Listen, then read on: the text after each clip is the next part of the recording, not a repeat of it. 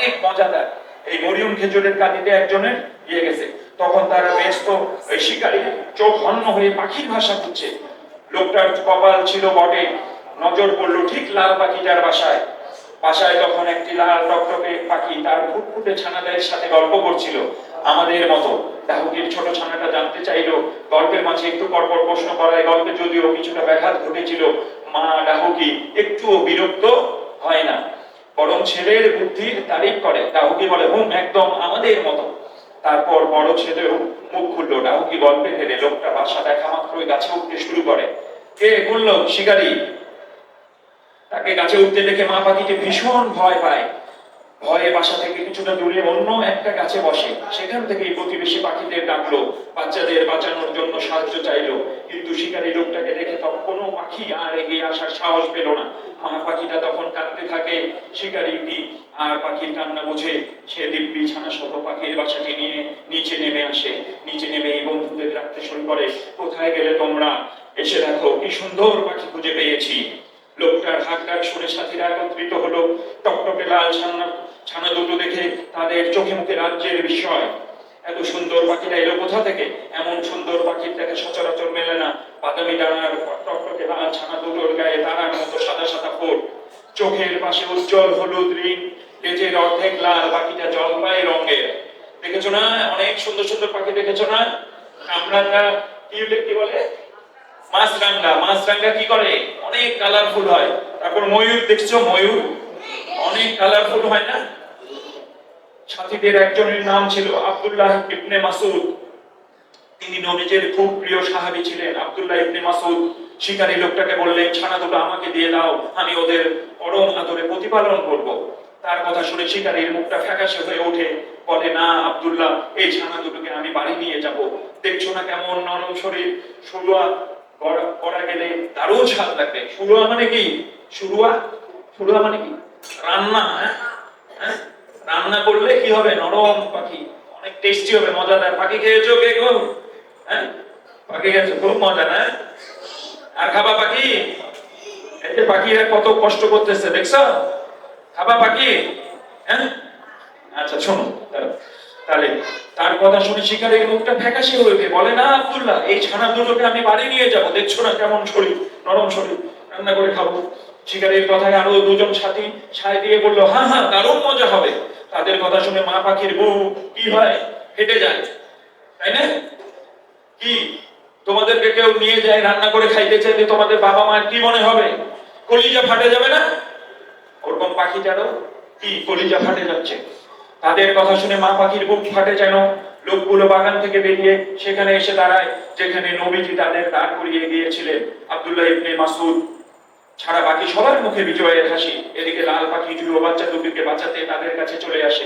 বাচ্চাদের বাঁচানোর জন্য কত রকম চেষ্টাই না করে যাচ্ছে। একবার শিকারী লোকটার মাথার উপর চক্কর কাটে, তো আরেকবার মাটিতে নেমে আসে ডানা ঝাপটায়।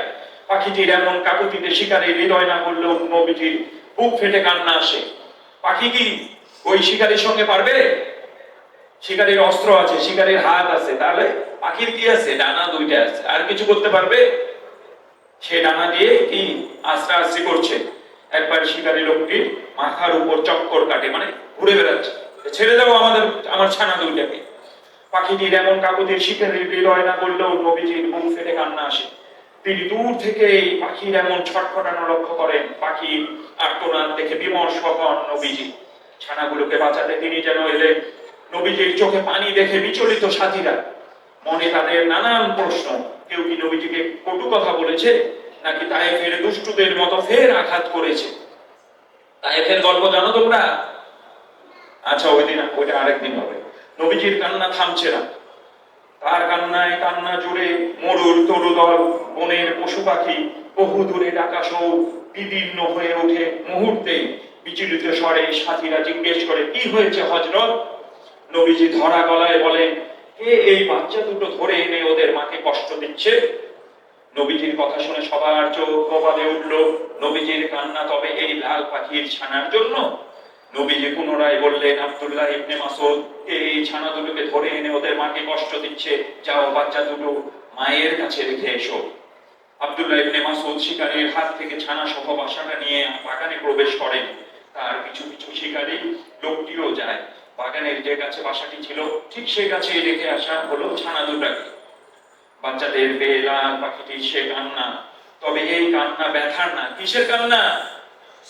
খুশির কান্না। আমার সন্তান আমি ফিরে পেয়েছি। ডাউকিয়া সন্তানদের ফিরে পাওয়ার খুশিতে চোখের পাতা ভিজে ওঠে লাল পাখিটির। এই পর্যন্ত বলে ডাহুকি তার বাচ্চাদের বলে, দেখলে তো পশু পাখিদের প্রতিও নবীজি কেমন দয়া পরবশ ছিলেন। ছোট ছানাটা চোখ মুছতে মুছতে বলে, ইস, এমন দয়ার সাগর নবীজিকে যদি একটিবার দেখতে পেতাম। আমরা দেখতে চাই নবীজিকে। হ্যাঁ, কেমন লাগলো? ভালো লাগলো? খুশি লাগলো? ছানা দুইটা ফেরত পাইছে তার মাকে। হ্যাঁ, খুশি লাগছে? আচ্ছা, সুন্দর করে যদি, আমি তো অত ভালো করে পারি না গল্প বলতে, তাহলে তারপরেও ভালো লাগছে? আচ্ছা, চেষ্টা করবো এরপর আরো সুন্দর করে বলার। আমরা যদি গল্প সুন্দর করে বলি, আমরা যদি কথা সুন্দর করে বলি, এই যে ক্লাসে যারা দুষ্টুমি করতেছিল এরা দুষ্টুমি কমাই দিছে। হ্যাঁ, রুমাইসা কি কি করতেছে? একটু হাতটা তুলো তো দেখি। ড্রয়িং করতেছ? নুসাইবা ড্রয়িং করতেছে? আচ্ছা, যাই হোক, এখন আমাদের সময় শেষ হয়ে চলে গেছে। তারপর এখন আমরা ছুটিতে চলে যাচ্ছি। আমরা অগ্রিম সবাই কি ঈদ মোবারক দিচ্ছি। স্যারেরা সামনে আসেন। আমরা সবাইকে অগ্রিম ঈদ মোবারক দিচ্ছি। ঈদ মোবারক। হ্যাঁ, এবং আমরা সবাই এই সুন্দর সময়টা সুন্দর করে কাটাবো, তাই না? ঈদের ছুটি আমি একবারে কমাই দিতে চেয়েছিলাম, কিন্তু স্যারেরা আন্দোলন করে এই ছুটিটা বাড়াই দিচ্ছে। বলছে যে স্যার, আমরা তো লম্বা ছুটি পাই না, এই ঈদের ছুটিটাকে একটু লম্বা করে দিই। তো আমরা আগামী 8 তারিখে, মা আসছে চলে যাও, যার মা আসছে তারা যাও। এখন আমি বলি, আমরা তাহলে ঈদের ছুটি এবং পরবর্তীতে কিছু ক্যাম্পেইন করব। যেহেতু পরীক্ষা কবে? প্রথম মূল্যায়ন পরীক্ষা কবে? ঈদের 5 দিন পর। প্রথম মূল্যায়ন পরীক্ষার পরে ক্যাম্পেইনটি আমরা তাহলে ছাড়বো, ঠিক আছে? 1 মাসের ক্যাম্পেইন ছাড়বো। এটাতে আমরা গল্প বলা, বক্তৃতা, ক্যাম্পেইন মানে একটা প্রোগ্রাম। এর আগে অনেক প্রতিযোগিতায় অংশগ্রহণ করেছো কারা কারা? হাত তোলো তো। যারা করিনি তারা করব, কেউ বাদ যাবো না। আমরা বাড়িতে বসে ভিডিও তৈরি করে দিয়ে দিব, ঠিক আছে? এই ভিডিওটা আমাদের পেজের ইনবক্সে দিব, আমরা এটা ডিটেইলস দিব। এই ভিডিওটা আমরা কি করব? এই ভিডিওটা আমরা আপলোড করে দিব আমাদের পেজে। এটা লাইক কমেন্ট শেয়ারের মাধ্যমে ভোটাভুটি হবে। আমরা কি করব? তোমাদেরকে জাতীয় পর্যায়ে কি করব? নির্বাচিত করে নিয়ে আসবো, নাকি? হ্যাঁ, গল্প বলবা না কি বলবা তুমি? বলো। নুসাইবা ভালো পারে, নুসাইবা সব পুরস্কার নিয়ে যায় প্রতিবার। এবার বলো, কি দিবা তুমি? গল্প বলতে পারবা? এটা আনকমন, ঠিক আছে? আমরা কমিউনিকেশন ঠিক করার জন্য গল্প বলার উপর ক্যাম্পেইন করব। ভালো পুরস্কার রাখবো এবং সেরা 10 জনকে পুরস্কার দেব, এরকম করব, ঠিক আছে? এটা একেবারে সব প্রতিষ্ঠান মিলে করব, সকল প্রতিষ্ঠান মিলে, ঠিক আছে? অগ্রিম ঈদ মোবারক। আসসালামু আলাইকুম ওয়া রাহমাতুল্লাহ। স্যার কিছু বলবেন? আপনি বলেন। প্রিন্সিপাল স্যারের পরিবর্তে খালেদ স্যার বলবেন।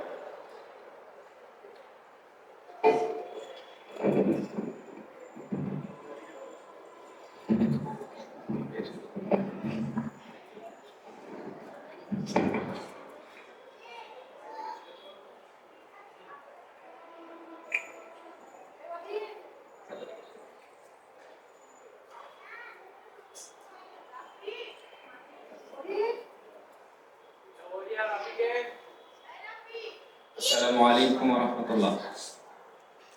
আল্লাহ রাব্বুল আলামিনের দরবারে শুকরিয়া আদায় করছি যার অশেষ মেহেরবানিতে আমরা রমজান মাসে ক্লাসের পরে আজকের এই সমাপনী ক্লাসে আমরা উপস্থিত হতে পেরেছি। যে আল্লাহ রাব্বুল আলামিন আমাদেরকে এই ক্লাসে উপস্থিত হওয়ার মতো সুযোগ করে দিয়েছেন। আমরা মহান আল্লাহ রাব্বুল আলামিনের দরবারে শুকরিয়া আদায় করছি। সকলে বলছি আলহামদুলিল্লাহ। রাসূল পাক সাল্লাল্লাহু আলাইহি ওয়াসাল্লামের প্রতি দরুদ পেশ করছি। সকলে বলছি সাল্লাল্লাহু আলাইহি ওয়াসাল্লাম।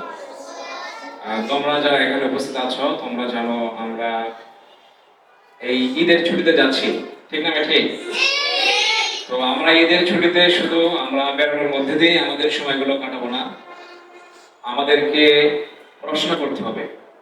বিশেষ করে আমরা এই যাবৎ পর্যন্ত যে ক্লাসগুলো করেছি, ক্লাসের যে পড়াগুলো আমরা পড়েছি, সেই পড়াগুলো আমরা বাসায় গিয়ে কি করবো? রিভিশন করব। কারণ পরীক্ষা আমাদের ঈদের পরে শুরু হবে, হয়তো সপ্তাহখানেক ক্লাস চলবে, এরপরে আমাদের পরীক্ষা শুরু হবে। এই জন্য আমরা বেশি সময় পাবো না, কিন্তু রিভিশন করার বেশি সময় পাবো না। এই জন্য এই ছুটির মধ্যেও আমরা বাসায় গিয়ে আমাদেরকে যে বিষয়গুলো পড়ানো হয়েছে আমরা সবগুলো বিষয় বাসায় রিভিশন করব, ঠিক আছে? আর আমরা এতে সুন্দরভাবে ঈদ উদযাপন করব। আল্লাহ রাব্বুল আলামিন যেন আমাদেরকে সুন্দরভাবে ঈদ উদযাপন করে আবার পুনরায় প্রতিষ্ঠানে আসার মতো সুযোগ করে দেন, আমরা এই প্রত্যাশা করেই কথা শেষ করছি। আসসালামু আলাইকুম ওয়া রাহমাতুল্লাহ। আর একটা জিনিস কিন্তু খুব মানে কেয়ারফুলি কি করব, ঈদের মজা করব, আনন্দ করব, ভালো থাকবো, সুস্থ থাকবো, ঠিক আছে? আমার মতো বেশি খেয়ে অসুস্থ হয়ে যাবে না কেউ আবার, ঠিক আছে? তাহলে আমরা ঈদের মজা করব, আনন্দ করব, আত্মীয় স্বজনের সঙ্গে কি করব, দেখা সাক্ষাৎ করব, দাওয়াত খাবো, কিন্তু আমরা এই মাথায় রাখবো যে ঈদের পরে পরে পরীক্ষা, ঠিক আছে? এই জন্য ফাঁকে ফাঁকে কি করব, রেগুলার কি করব, পড়াশোনা করব। পড়াশোনা কি 1 নম্বরে, তাই তো? বাকি সব 2 নম্বর 3 নম্বর, ঠিক আছে? ওকে, ধন্যবাদ সবাইকে। আর কারো কোনো প্রশ্ন আছে? আচ্ছা, ঠিক আছে। এবার রাতে একটা পরিবেশনা করবে আর আমরা ছুটিতে